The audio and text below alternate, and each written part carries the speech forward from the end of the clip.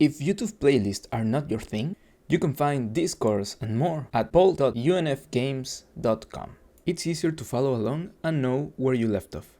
Now, let's start the video. Let's talk about ways to control the execution flow.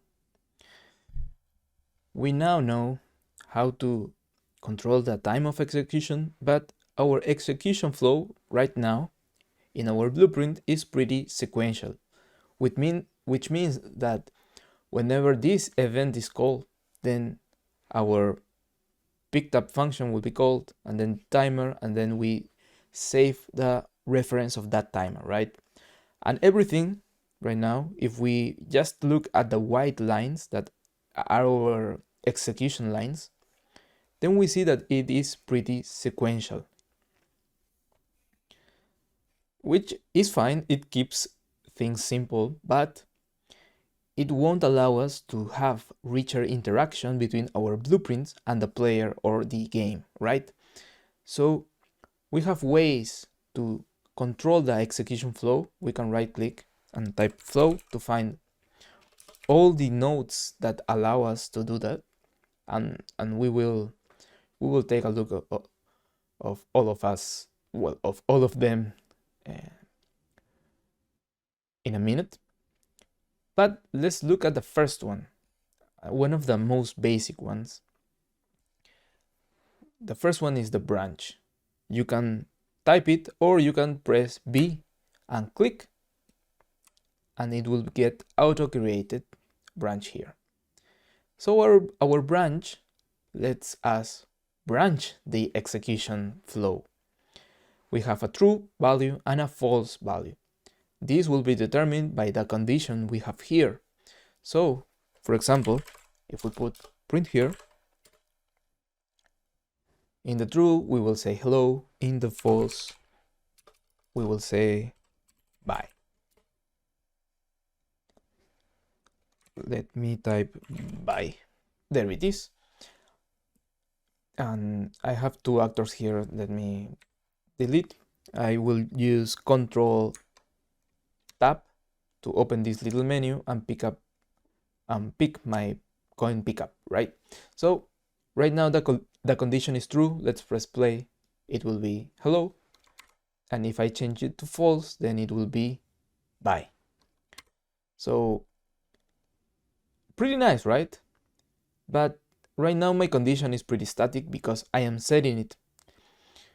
We need to come up with ways to use this condition in order to help us create better interaction. So how can we apply this in our coin pickup? Well, in one of the previous videos, I noticed that a pickup could pick up another pickup, right? So this pickup can pick up this coin. Let's press play, and it doesn't happen immediately because they are already created, so the begin overlap doesn't start. So whenever I pick up one of them, when it responds, it picks up the other one, and it will happen like that. So we would need to check that we are not picking up another pickup, right? That another pickup can be picked up. So let's take it easy and do a simple condition, right? Here we have our actor begin overlap that it is being triggered by the sphere, by this sphere collision component. So I can move our event a little to the side and now use a branch node. And if it's true, then I want it to be picked up, and if it's false, then you shouldn't pick it up. So let's check which class is the other actor that it is picking up this coin, right? So let's drag and drop this input. Let's ask for the class. Let's type class, get class, and this class is the color is a shade of purple. Let's not get into a color debate here, but for me that's purple. And what it is an actor class reference. So we are not checking for the object, we're checking for the class, and the class is this name, right? BP coin pickup. So if it is equal, I can compare here like this, and I will compare it to my coin pickup. Here it is. Great. So like this, we can now connect this condition, but it won't work like this, right? Because I'm asking if this other actor has the same class as the BP coin pickup, as is the same class of my coin pickup, then I am picking it up. So this is not what we want to do.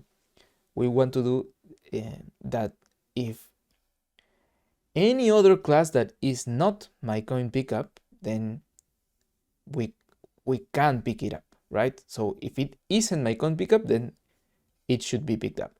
We can solve it like this, like putting here in false, and it will work. Let's press play. Let's pick up one of them, and the other one shouldn't pick up. Yeah, that's right. But just as a quick tip that I wanted to give here, it is easier to read whenever we have positive logic. What that means is that every condition we are using, every branch, our true value should be our desired behavior, right? So we can also fix it like this by negating it. We can negate a boolean by typing not. So now it would read something like this. And I will put it like this. So if my class is not of the BP coin pickup, then it will be true. And I will pick up my stuff.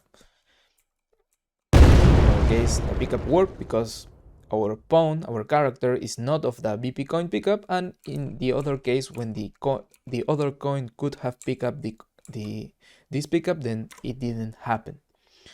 If you want to not use the not node, then most of the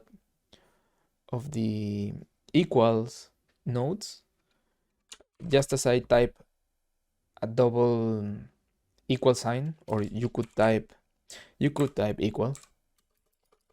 You could also type exclamation equal to signify not equal, and it would be the same like this. I prefer, like I said, positive logic.